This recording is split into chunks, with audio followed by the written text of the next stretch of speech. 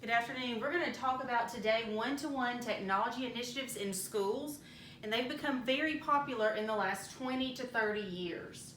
The four most common features in device selection are affordability, device management, durability, and ease of use.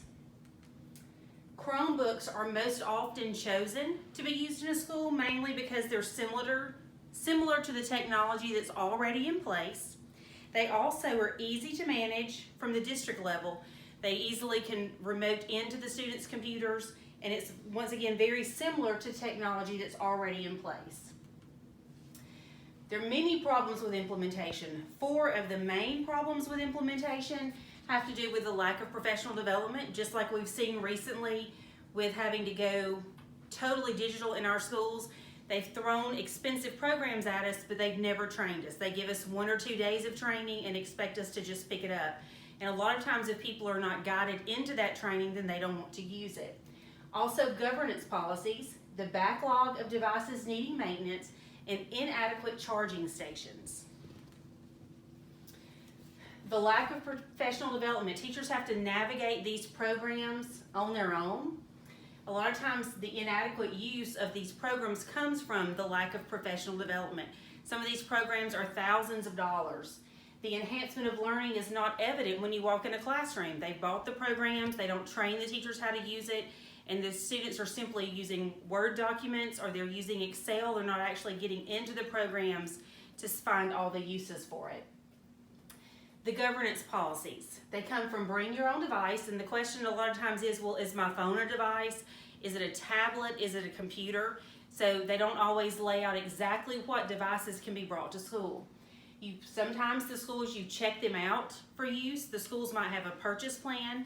They might have a lease plan, or they could have a lease to purchase plan. And it varies from system to system. A lot of the times it varies from school to school within the system.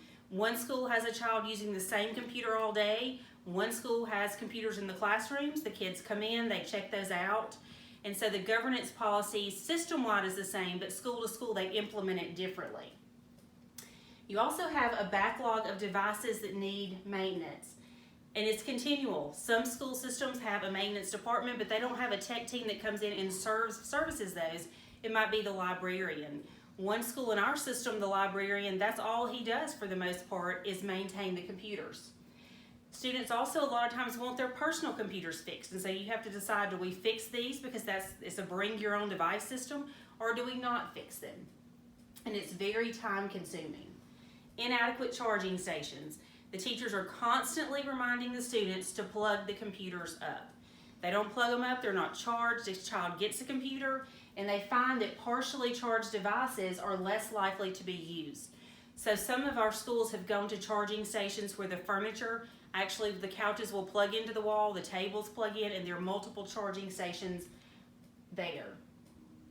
So technology can be an effective teaching tool if you have teacher buy-in. And the teacher buy-in has to come from the top down. They can't be forced to use it. They need to be guided into the use of this technology. You have to have adequate professional development, and teachers need to feel led and not forced into these programs.